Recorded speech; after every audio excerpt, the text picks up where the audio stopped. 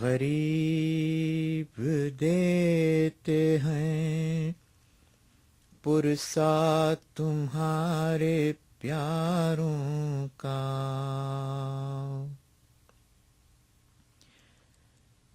सलाम तुम पे हमारे रसूल के प्यारों। أعوذ بالله من الشيطان الرجيم بسم الله الرحمن الرحيم الحمد لله رب العالمين وصلى الله على سيدنا محمد وآله الطاهرين.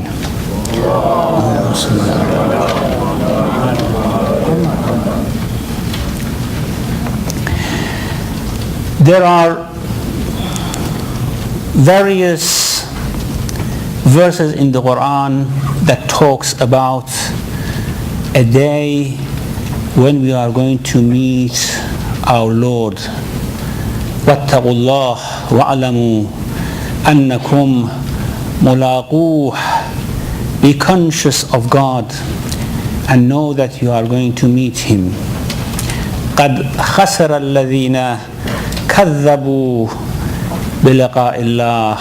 Those who deny the meeting with Allah are the losers. Or this verse in Surah 29, Surah Ankabut, verse number 23, وَالَّذِينَ كَفَرُوا بِآيَاتِ اللَّهِ وَلِقَائِهِ أُولَٰئِكَ يَأْسُوا مِنْ رَحْمَتِهِ. Those who deny my signs and meeting with me, they are disappointed of my mercy. It means my mercy would not reach them. Now, what's the meaning of liqa Allah? What do we mean by meeting Allah? Should we go somewhere? Should we do something to meet Him? Well, Allah is everywhere. He is here now. Why should we wait until the day of judgment and until a very late stage of that day so that we could meet Him? Do we not meet Him every day in our hearts? If we are reflecting and contemplating, would not the Prophet, peace be on him, meet Allah every day with his heart? And when we say we meet Him, of course, now He is encompassing us. His knowledge, His power, His presence is encompassing everything. So what should we do? What should happen that we meet Him? Could we not meet Him here? We know that people try hard to feel the presence of God. God is present. If you doubt about your own presence in this hall, you do not doubt. You should not doubt about the presence of Allah in this hall. Before my voice reaches you, He catches it. He knows it. Even He says, وَاعْلَمُوا أَنَّ اللَّهَ يَحُولُ بَيْنَ الْمَرْءِ وَقَلْبِهِ. Allah sits between you and your heart. It means even before something I want to contemplate, imagine and say, before it comes to my heart, He gets it. He knows it. So He's present. The only thing is that we do not feel His presence. And the whole idea of meditation, mysticism, self-mortification, for those who are seeking God, not seeking human power, soul power, because people do meditation for two purposes. One, for their soul to gain some extraordinary power, which is the most useless thing one can do in this world. And the second one is to feel the presence of Allah subhanahu wa ta'ala. This is a good cause. This is what true urafa, true mystics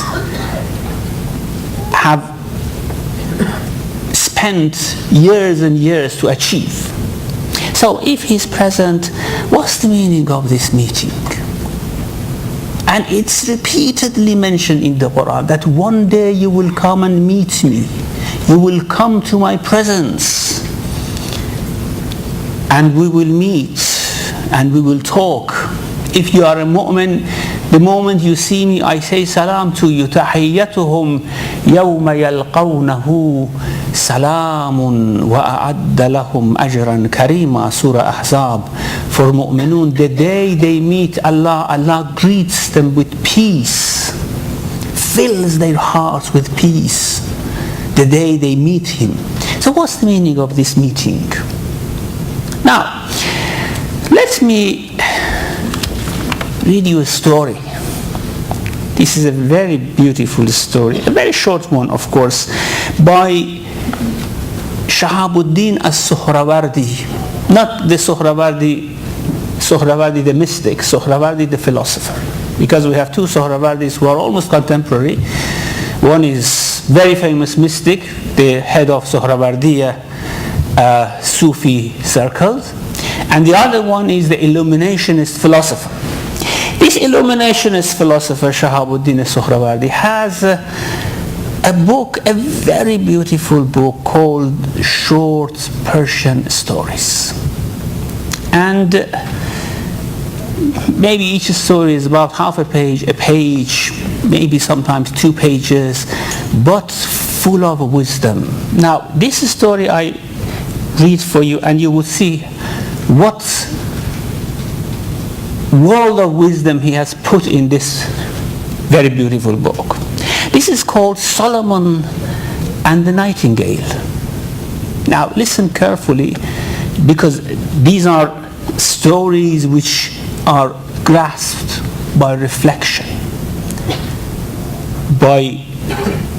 It is not said for the sake of the story. It's a fake story. It's not a real story, but it's said for the sake of the meaning that the author wants to put inside this. And this is very beautiful, very much connected to what I'm talking.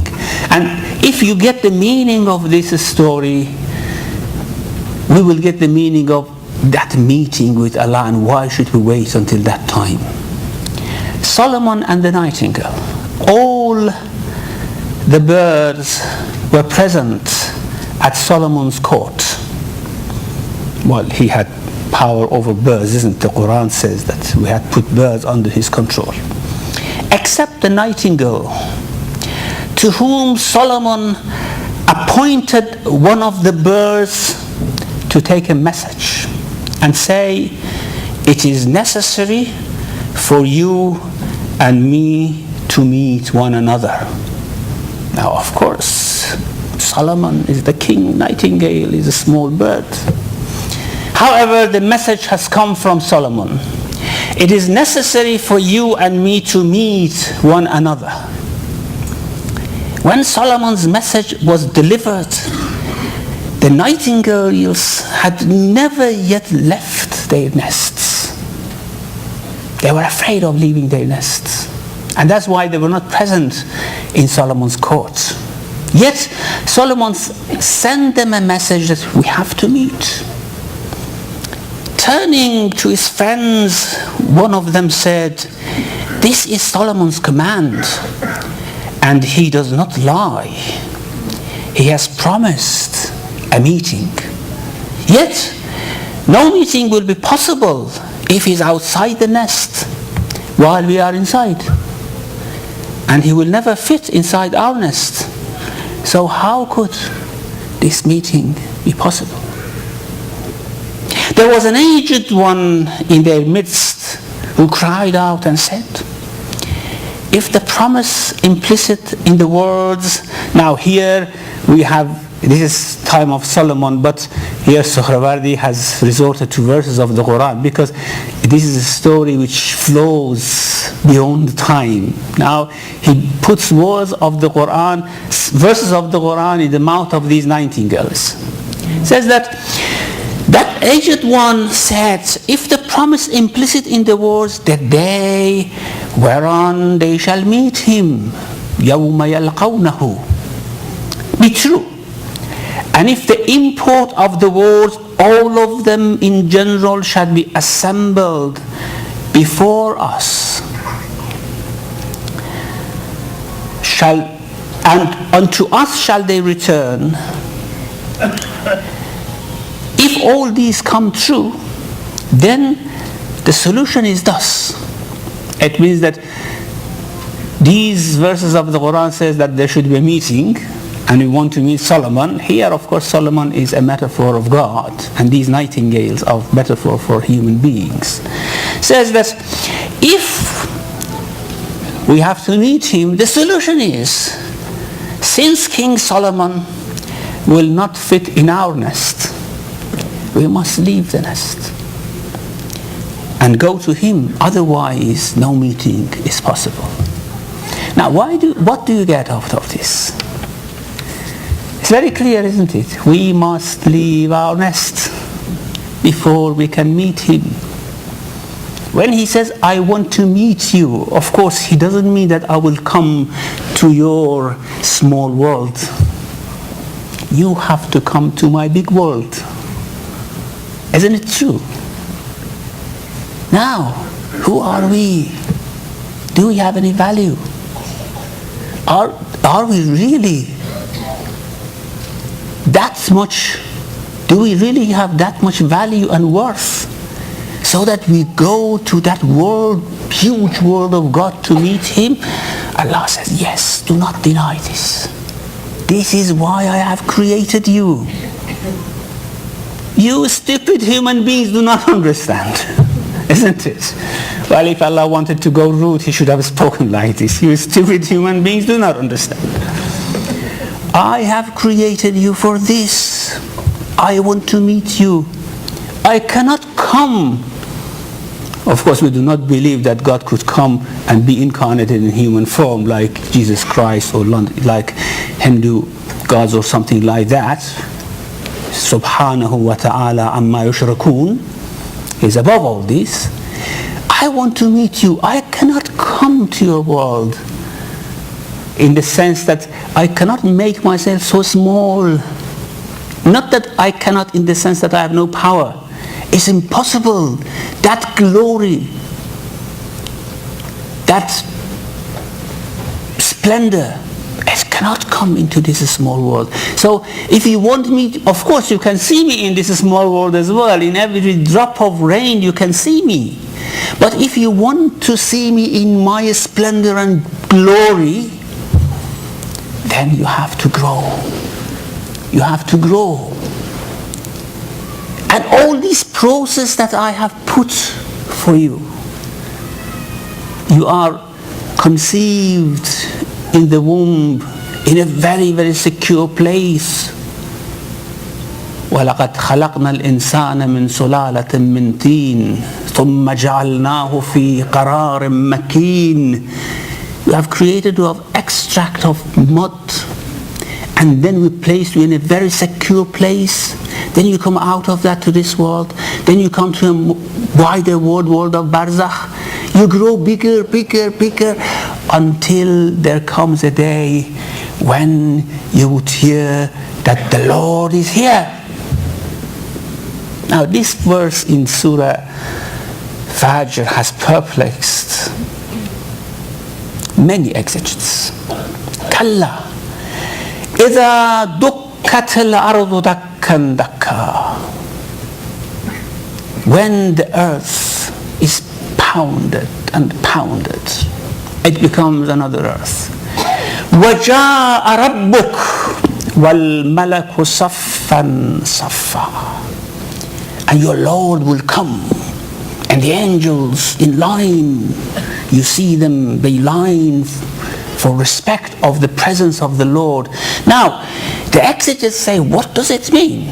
Of course, we are not going into those views of some of literalists in Islam that say Allah moves like a human being. Well, that's beyond question. Allah never moves in that sense. Allah is everywhere. So,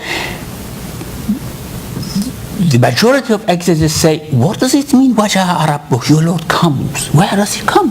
Where is he to come? He's everywhere.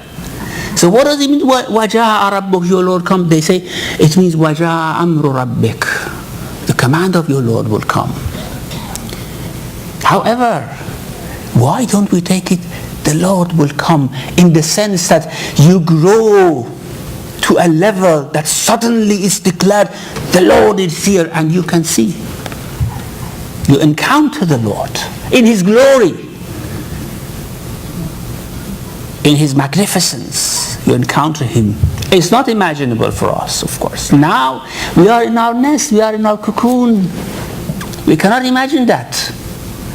But when we move to that point, when we come to that level where Allah says, okay, this is the time for our meeting, liqa Allah.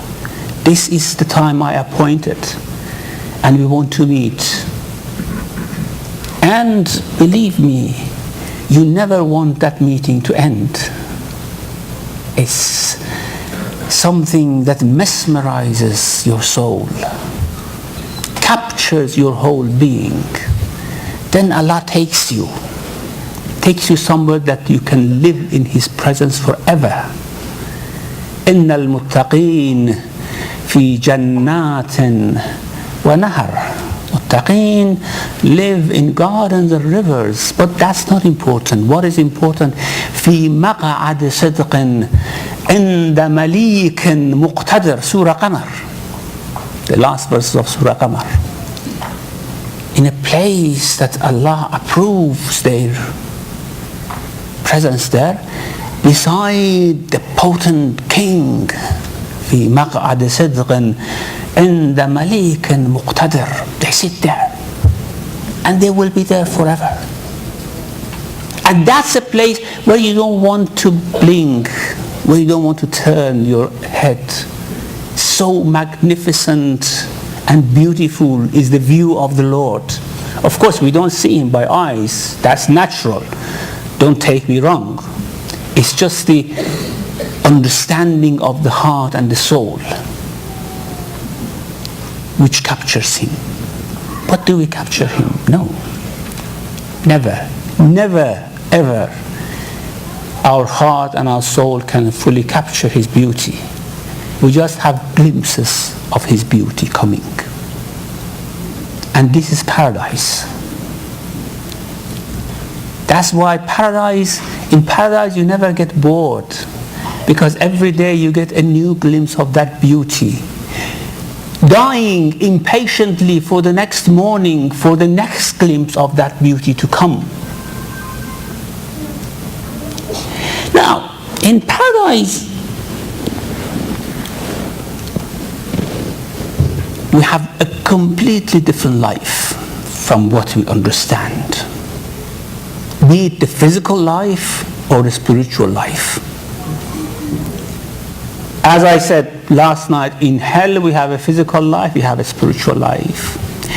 In paradise, we have a physical life, we have a spiritual life.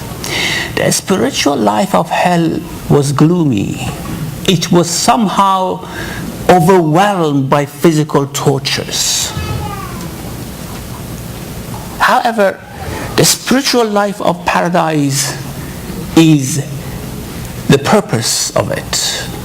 And the physical life is just to let you live in comfort so that you can have those spiritual feelings and understandings as easily as possible.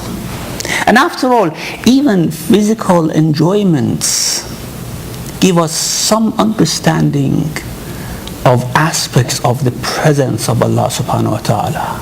Gratefulness, appreciation, knowing the meaning of joy. Well, we have some pleasures in this world and joy, but I tell you, this is fake.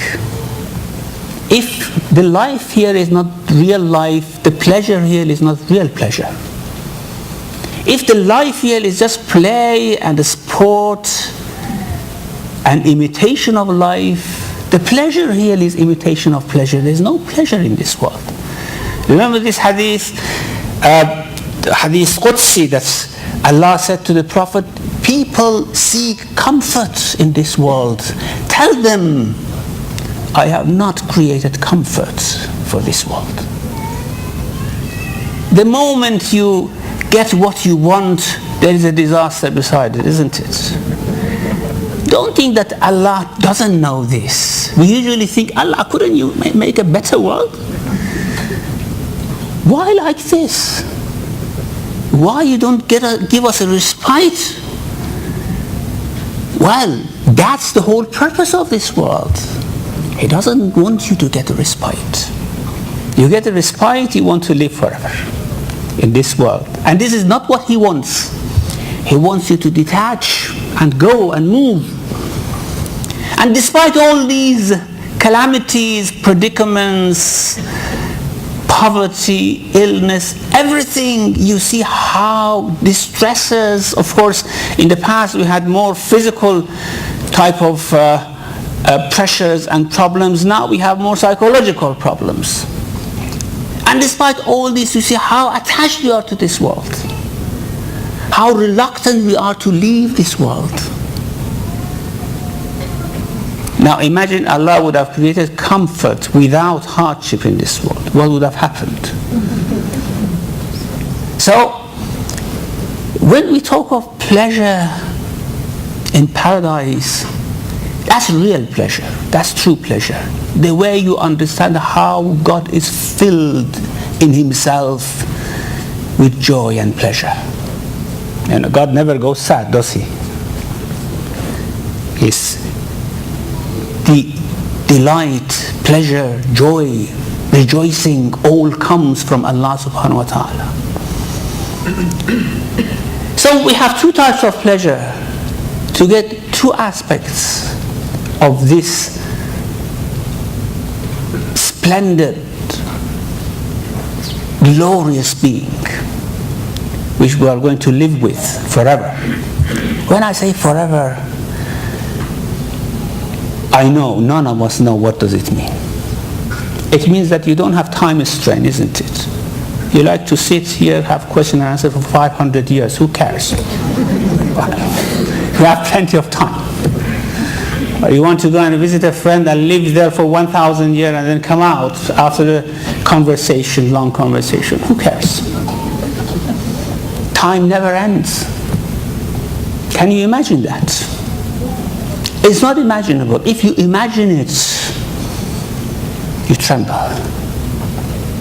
They say about Allama Tabatabai rahmatullah alayhi that he used to advise his students. You know Allama Tabatabai, the author of this Tafsir al-Mizan. When he used to advise his students, he used to say, think about your eternity.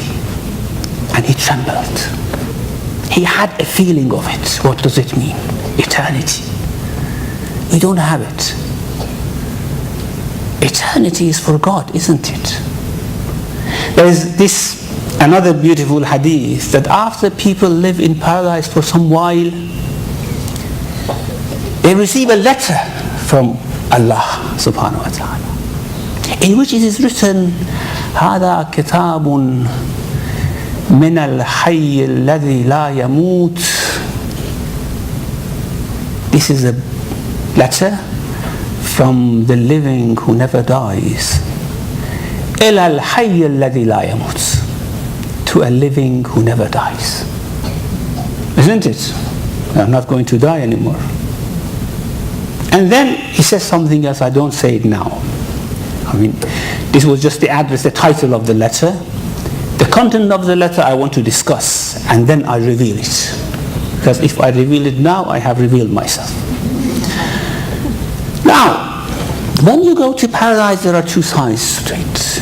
One is abundance and extravagance in life. You want to live for how many billion years? How many billion years is not even just 1 inch of the whole lifespan of eternity. So Allah gives you 1 million palaces. Okay, now let's talk about these things a little bit. You want to live in each palace for 1 million years and then you get tired of it. So 1 million palaces given to you, you live in each of them 1 million years, that's only 1 billion years. What do you want to do the rest of your life? That's why I say that is abundance there. Don't get it wrong when we have some traditions that you get such and such kingdom for yourself. So many palaces, so many servants. I mean, when you compare that to eternal life, it comes to nothing. It's like a kingdom. You are a king there because Allah is king. You are like a king. Surah Dahr, وَإِذَا رَأَيْتَ ثَمَّ رَأَيْتَ نَعِيمًا وَمُلْكًا كَبِيرًا. If you have a glance at that life, you see abundance of favor and a big kingdom. A big kingdom. Well, I always ask myself, do I worth it? Do I worth it? Of course I don't. Of course I don't have that value, but God is great. He is so generous. It's not because we deserve it. It's not because we have achieved it. Of course Allah is so generous when He deals with us. He said, you have achieved it yourself through just 50 years of action in that world. But we know that we haven't. We know that it is Him who is so generous. That's why Prophet, peace be on him, said no one would ever enter paradise except through grace of God. And they asked him, what about you, Prophet of God? Even you? He said, even me. Who deserves that kingdom? Who are we? Where were we? We were nothing. هَلْ أَتَى عَلَى الْإِنسَانِ. This Surah Dahr is very beautiful. You recite it. It's about paradise. But it begins like this. هَلْ أَتَى عَلَى الْإِنسَانِ حِينٌ مِّنَ الدَّهْرِ لَمْ يَكُنْ شَيْئًا مَذْكُورًا. Does human ever remember a time when it was nothing to be mentioned? It wasn't long before, wasn't it? 60 years ago, 70 years ago, 50 years ago, did anyone ever in this world know that we are going to come? No. We were nothing. When Allah gives the good tidings of a child to Zakaria alayhi salam, that Ya Zakaria, inna nubashiruka bi ghulamin ismuhu Yahya lam naj'al lahu min qablu samia. Zakaria, we give you the good tidings that we are going to give you a son whose name is Yahya. Zakaria was surprised. قال رب أنى يكون لي غلام وكانت امرأتي عاقرة وقد بلغت من الكبر عتيا. How it could be? My wife has always been barren. I'm so old and dry now. How is it possible to have a child at this age? قال كذلك قال ربك وقد خلقت هو علي حي وقد خلقتك من قبل ولم تك شيئا. Your Lord says, it's easy for me. I created you before and you were nothing. I gave you life. To a drop of water, before that to dust, before that to nothing. I gave you life. Do we deserve to go to paradise? However hard we try in this world, all nights awake, crying and worshipping God, all days fasting, whatever we can give out to people, does it really make us deserve to go to that position? This is high position. No. That's why never ask Allah to judge you with His justice, because then you get nothing, I tell you. You get nothing. يا من لا يخشى إلا عدله ولا يرجى إلا فضله عاملني بفضلك ولا تعاملني بعدلك. O one who is not feared but for His justice. You are not feared for oppressing anyone or wronging anyone, is it? We never fear Allah for wronging someone. He is the just king. So no one fears you but your justice. And no one hopes anything but your grace. So treat us with your grace and do not treat us with your justice. This is high position. هل أتى على الإنسان حين من الدهر لم يكن شيئا مذكورا. Does insan remember a time when it was nothing? إنا خلقنا الإنسان من نطفة أمشاج نبتليه فجعلناه سميعا بصيرا. We created a human being from a clot of blood. Then we took it stage by stage and we gave them sight and hearing. They became intelligent beings. And then Allah takes us to the other side, that what is awaiting you is more than all this. Now, let's move on. There are two sides to paradise. One is the physical life. As I said, it's abundance. It's very different from this life. If you hear anything about paradise which doesn't match our life here, do not be surprised. There is no surprise. مثل الجنة التي وعد المتقون. The example of the paradise which muttaqun are promised. فيها أنهار من ماء غير آسن. There are rivers of waters which never go rot. وأنهار من لبن لم يتغير طعمه. Rivers of milk which never change taste. And rivers of honey. And rivers of wines. Now you might say, do we drink wine? Astaghfirullah, in paradise. Yeah, that's a different type of wine we drink. Something which gives us a spiritual elation. Again, go to Surah Mulk.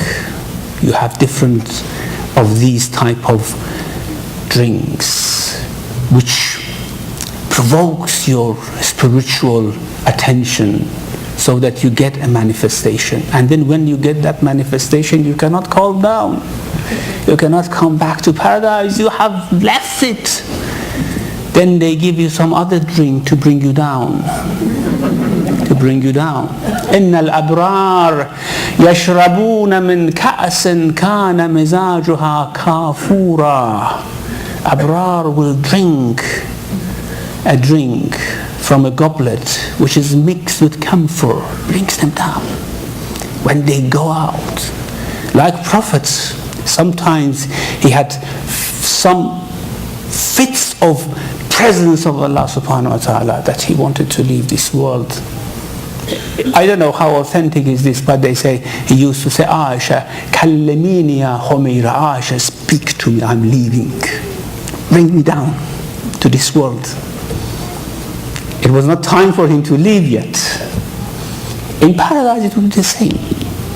Then when next day Allah wants to manifest a new beauty, and that glimpses of beauty never ends, never ends. Allah is infinite.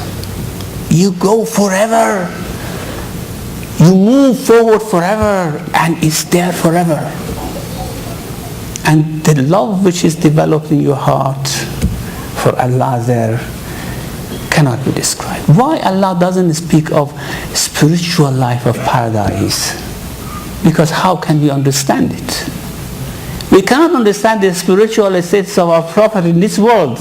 How can you understand the spiritual status of people in paradise? So when next day they want to get that manifestations, وَيُسْقَوْنَ فِيهَا كَأْسًا كَانَ مِزَاجُهَا زَنْجَبِيلًا. We give them another goblet mixed with ginger, elates them, brings them up to get those manifestations. Now, physically, rivers of wine, rivers of honey, rivers of milk. I don't know where those honey and milk come from. I don't know. It's a different world. Do we need bees and cows for that? We don't know. We don't know. How many bees and cows we need there in paradise? We don't know. But as I said, it's a different world. It's a totally different world. And then you are a king. You never do things yourself. You are always served. وَيَطُوفُ عَلَيْهِمْ وِلْدَانٌ مُخَلَّدُونَ. There are servants, perpetually young, serving them all the time, going round. And many other things you have heard about paradise. You have read in the Quran about paradise. Usually we say these are metaphorical, these are set for the people of the past, as if the people of the past were silly, stupid, and we are the only intelligent beings in this world. No, people of the past, you read some of their books, I bet they understood things better than we do. It's not metaphorical. The details cannot be metaphorical. I mean, metaphorically we can say, when you die you go to a garden, and we mean metaphorically a good place. But when it comes to details, very minute details, the type of clothes you wear, the silver bracelets, the silver goblets from which you drink, the silk, the harir, istabrak that you wear, and all these glory and splendid, it cannot be metaphorical. But it is not the whole paradise. This is the point. It's just the physical life in which we live. But we don't live there for physical purpose. This is how our bodies have pleasure in paradise, but the soul needs other pleasures. Now, the moment we enter paradise, human life begins there. Human life, up to there is not life.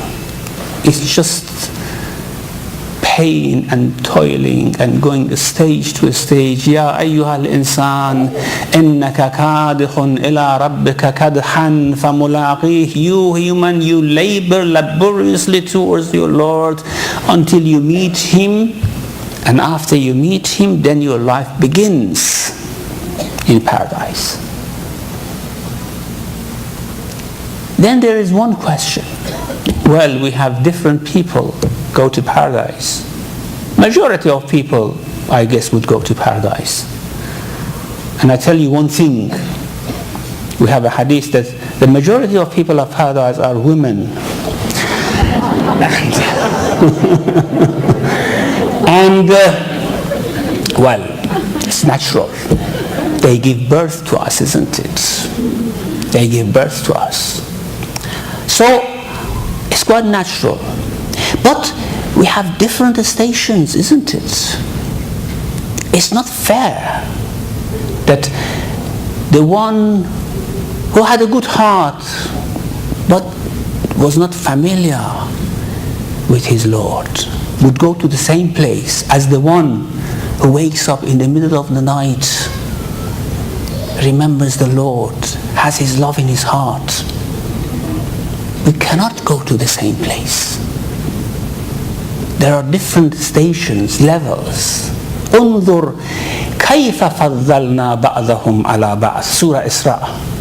Look how different we have created them in their creation. How we have given more to some, less to some in this world.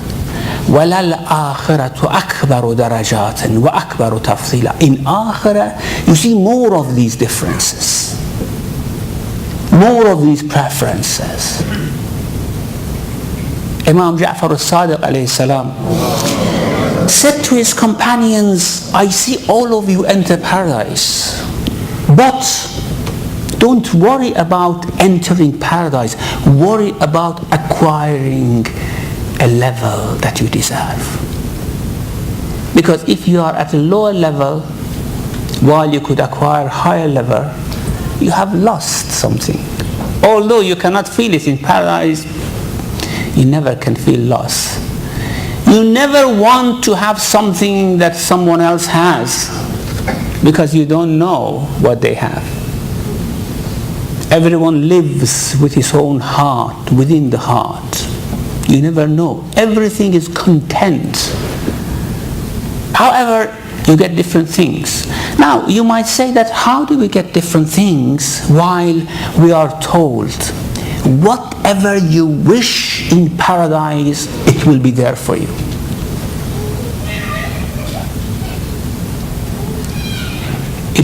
It's too good to believe, isn't it? It's too good to believe. But that's life. How the whole creation of Allah finds purpose is here.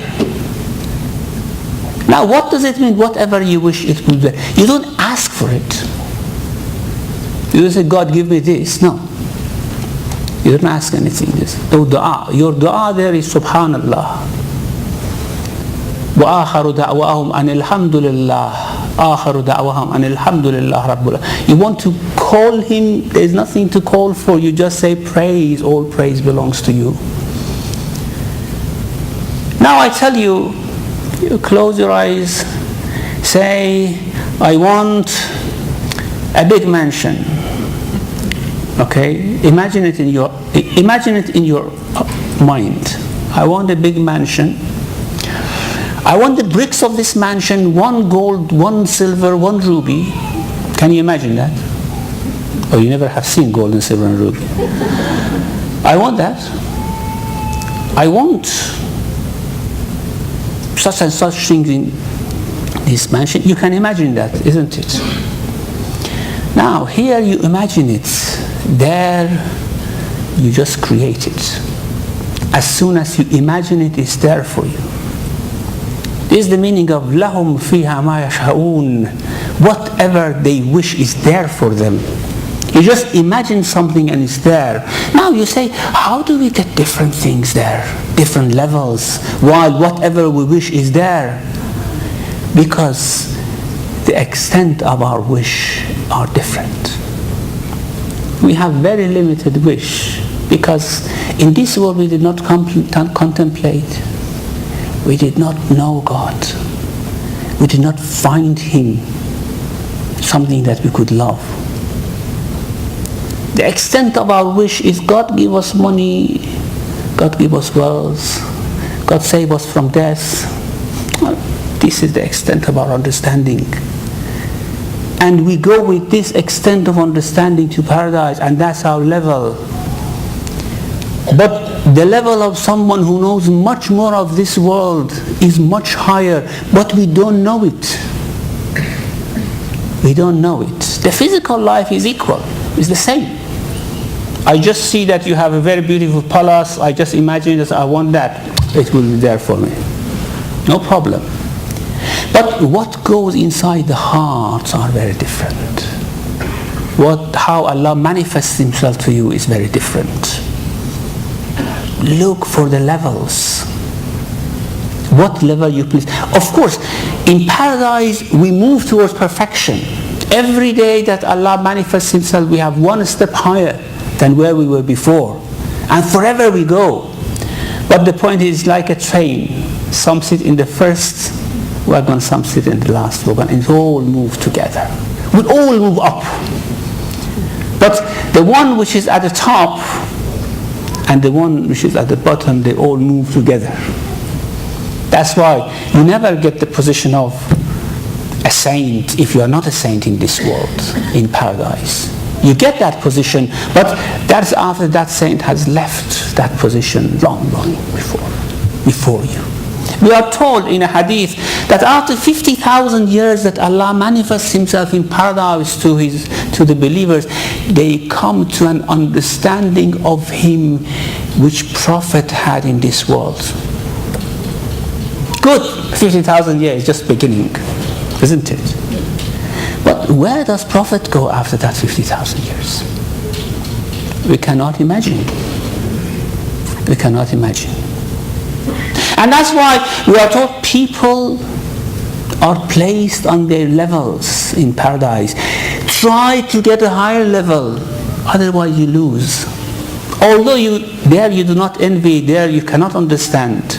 Once Isa alayhi salam, this again is this in this beautiful Gospel of Barnabas, this Isa alayhi salam was asked, you say that people have their reward according to their actions in paradise. So what reward they get is different from each other. So how do they not envy each other? Now look how beautifully he answers. He says, when a tailor comes to your house, apparently in those days tailors went to the houses and tailored clothes for everyone. When the tailor comes to your house, he tailors a child dress for a child and a bigger dress for a grown-up. The child never would like to have that bigger dress because it would seem funny inside. And vice versa, the grown-up never wants the dress of that child because he cannot wear it. Everyone is content with their own dress. And in paradise, everyone is content with what they have. But apparently they don't know what is going on in other higher levels. Now, one question was put again to Imam Ja'far al-Sadiq, alayhi salam, that we are told that if we wish, we can live with our families in paradise. In paradise, we have a social life. I may talk about that if we have time. We have a social life as well as an individual life. Now, especially what gives more pleasure to that life in paradise is when families live together. Now the question was put to Imam Ja'far al-Sadiq alayhi salam that suppose a wife and a husband both go to paradise. However, one is much better than the other. The wife, for example, has a higher level, the husband has a lower level, or vice versa. What happens? Do they want to live with each other? If they want to live with each other, what happens? Can the lower level go to higher level or vice versa? Imam said it depends on the wish of the one who lives in the higher level. Yeah. For example, the wife is up there. The husband, of course, wants to go up there. And she's asked, do you like this man to come up to this level and live with you? Of course, ladies are very generous. All of them say yes. Unlike men, I'm sure. So, that family life is one type of pleasure in paradise. And also social life. Now, in the Quran we have lots of verses talking about people coming out of their mansions, sitting together in front of each other in big banquets, where servants are going around bringing them whatever they want, and then they talk to each other. I wonder, in paradise we are told, لا يسمعون فيها لغوا, no idle talk you will hear. Well, there's no business in paradise as well. What do they talk about? What do they talk about? Now, some examples are mentioned in the Quran. قال قائل منهم إنا كنا في أهلنا مشفقين. They remember this world.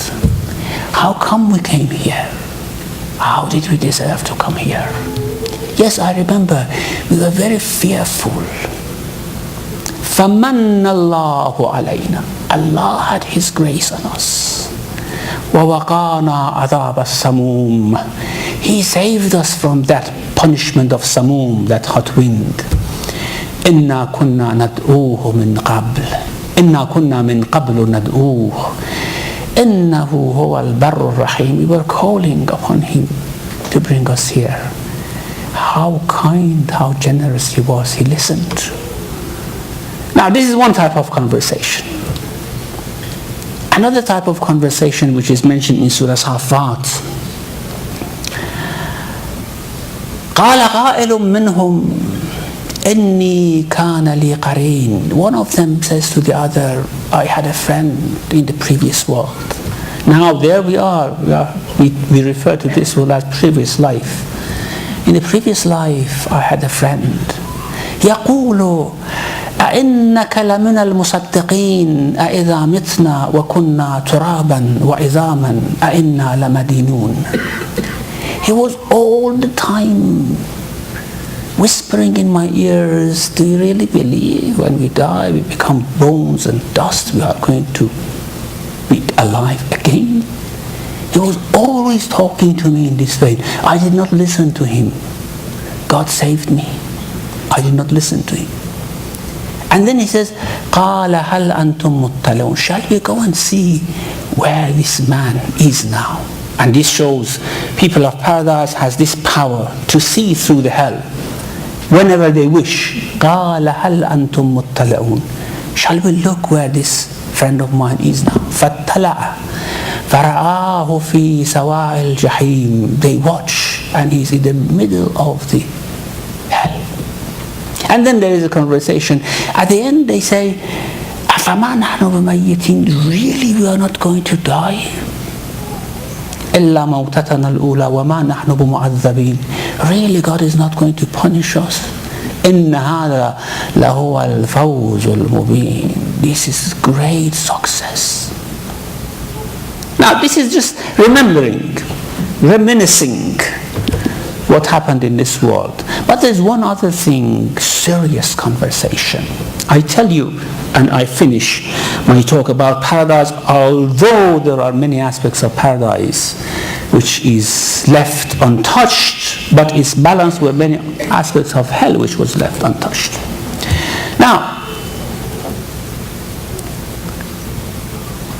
you see, every human being is a unique creation of Allah subhanahu wa ta'ala. A unique creation. And every human being is created for a unique purpose and unique understanding of God. Although all of us read the Quran, all of us pray, do the same thing, but what we take in, how is channeled through our psychological, spiritual attitude is completely different from each other. And therefore every one of us know God from one angle. الطرق إلى الله بعدد أنفاس الخلائق. The ways to God is as numerous as the number of the people. Now some people quote this saying that, okay, you don't need to follow the Quran or this book or that book. Every person follows what they want. No. That's chaos. That's of course going astray. No. When the guidance comes, we are respectables of different shapes. And that guidance is like water poured into us, creates very beautiful shapes of understanding of God. And when we go to paradise, of course, the grace that pours down, the guidance that comes to our heart is immense, immense. But every human being has his own approach and aspect. And when we talk to each other, we share our understandings of God. It is in this way that we like to talk to each other, but there is no idle talk, no lies, no business. Nothing like that. The talks are very beautiful, mesmerizing sometimes when someone else speaks of the way he is seeing the beauty of the Lord in that place. And many more. Let's leave it until we go there, inshallah. Yeah. Okay.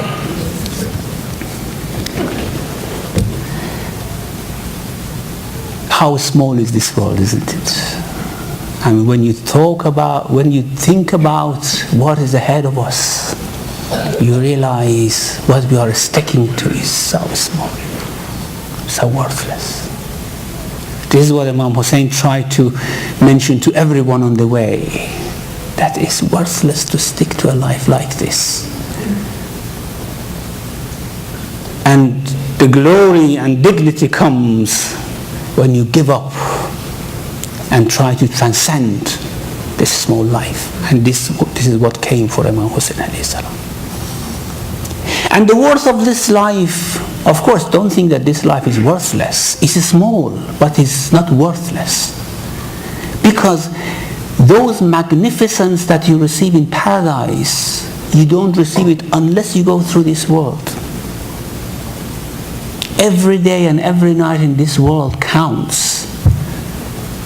Amirul Mu'minin alayhi salam was asked,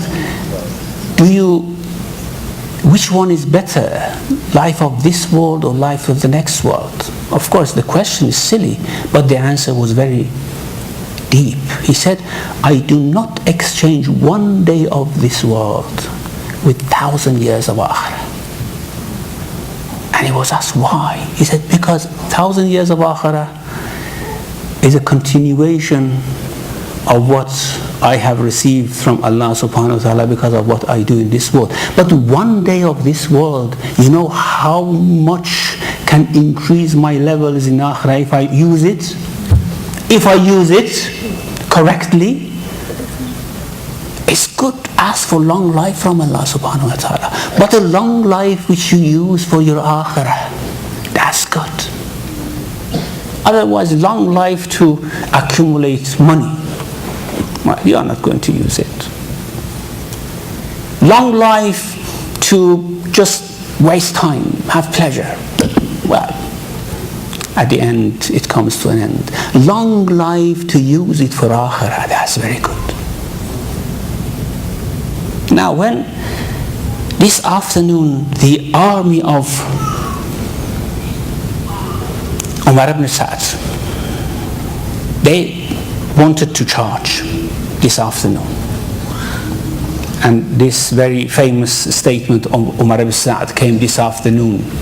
The trumpets were blown and the standards were raised, and Umar ibn Sa'd said, Ya Jundallah, irkabi wa bil jannata abshiri. Oh, troops of God, mount and have the good tidings of paradise, going to killing the grandson of the prophets.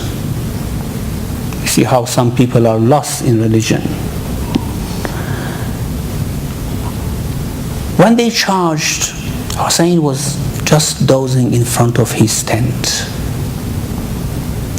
Zainab came out, saw the troops are approaching, went to his brother and shook him. He woke up and he said, I just saw the Prophet, peace be on him, in my dream. And he said, Hussein, rush to us. Zainab said, my brother, don't you hear? The troops are coming. Hussein commanded Abbas to go and see what they want to do. Do they want to start fighting? And there was only about a couple of hours until night, because they thought they can finish this in a couple of hours or even in an hour. What transpired to be very difficult tomorrow in the Ashura day. So Abbas went and asked them, and came back, and he said that they want to charge, they want to start the battle. Hussein said, go and ask them for one night respite. I want tonight for myself. I want to pray, to do istighfar, to recite Quran. He knew the worth of each night of him, of course. I want tonight for myself. Abbas went, took the message to them. There was a controversy and quarrel among them. No, we shouldn't give them respite, we should finish them off. Until one of them said, shame on you, what's wrong with you? If the troops of Kuffar would have asked us for one night respite, we would have given them. Now this is not a Kafir group, this is grandson of the Prophet, let's give him one night. And at the end they agreed. They agreed. And Abbas came back, and the night started. The way it is reported that night scarcely anyone slept in Hussein's camp, especially Hussein himself. He did not sleep. لهم دوي كدوي النحل They were all whispering with their lords. When you were passing by, it was as if bees are buzzing around. They were all whispering. And especially Hussein, praying, crying, reciting the Quran. This was how the night passed. And just when the night started, that story happened that Hussein gathered everyone and said that these people are only after me. They want my pledge. Of course, they didn't want anyone else's pledge. They wanted Hussein's pledge to legitimize Yazid's rule. So, you are all free. I dissolve you of your pledge, free to go. And then everyone stood up and talked. First Ahlul Bayt, the first person, Abbas, standing up saying that should we leave you alone here and go? And then the companions, Zuhair and Muslim ibn Awsajah and others. Among them Zuhair said, Prophet, grandson of the Prophet, I wished I could die and be burned. And then I was raised again. And then I was killed and was burned. And again I come back to life until 70 times. So that I could just defend one of you, members of the family of the Prophet, by all these deaths of mine. So what are you talking about? We go? Certainly we are not going anywhere. No one left. And Imam Hussein alayhi salam said, you know tomorrow is only martyrdom. There is nothing else. And there Qasim was standing. He was a young boy. He was only 12 or 13. 11, 12 or 13. Hussein's nephew. And he thought that, well, he was hesitant whether his uncle would ever allow him to fight or not. So he said, Uncle, even I am going to be martyr. And Hussein asked him, how death tastes for you? He said, it's sweeter than honey. He said, yes, you will be martyred as well. If this is your attitude, of course, I cannot stop you. Now, what happened on the day of Ashura, of course, was very sad. Those who were killed at the beginning were the luckiest, isn't it? I mean, if in a battle you don't see that your friends fall down, you don't see your members of family fall down, if you fall, because eventually everyone was going to fall and die. So those who went first were the luckiest. And the more it dragged on, the more the day went ahead, the more difficult it became, because people were losing their energy, and then psychologically they were seeing their dear ones were killed. And it gets your whole power for fighting. That's why this Humayd ibn Muslim, the reporter, because every troop, every army had its own chronicler.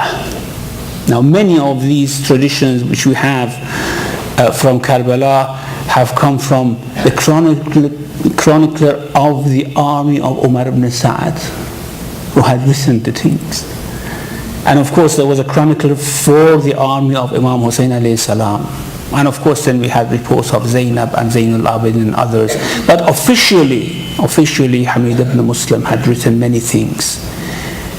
He has written that when Hussein was left alone because his son was murdered, his child was murdered, his brothers were murdered, several brothers of him were murdered, his nephews were murdered, his cousins were murdered, his companions were murdered.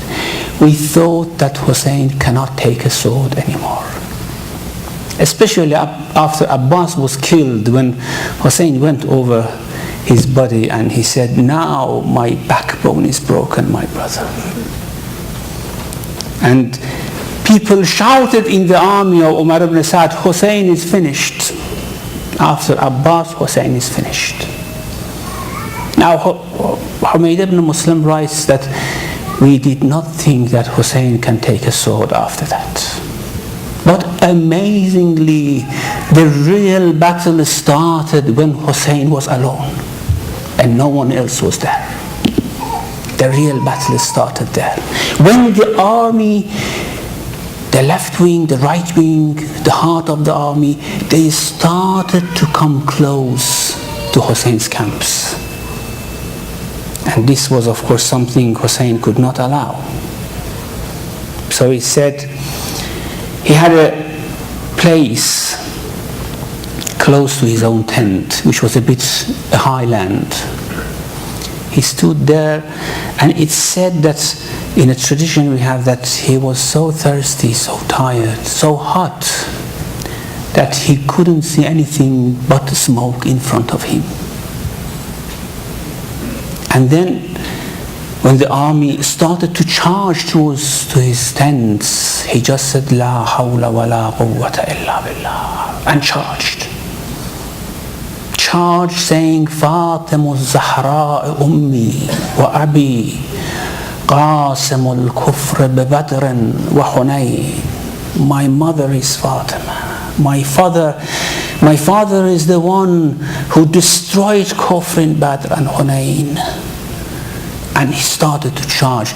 And when he just hit the lines of the army, everyone were dispersed. He fought for a while and he came back, again tired. He just stood on his high ground and said, La hawla wa la quwwata illa billah. And people in the tents knew that Hussein is still alive. And then when the left wing charged to come towards the tents, he charged. Al-Maut awla min rukub al-aari wal-aar awla min dukhul al-nari. Ana al-Husayn ibn Ali alaytu Allah anthani ahmi iyalat abi. I am Hussein, son of Ali. I have sworn that I will not bow down. I will protect my family alone. Man, that 30,000 troops. But the third time when he charged, he was hit by many arrows which took his energy. And he was stopped. And I don't want to mention the rest of the story. It's so sad, so sad. It's about the grandson of the Prophet. And anyone having smallest attachment to the Prophet would really, really curse anyone which was present there fighting against Hussein, was instrumental in that. وَلَا حَوْلَ وَلَا قُوَّةَ إِلَّا بِاللَّهِ الْعَلِيِّ الْعَظِيمِ. Matum ya Hussein.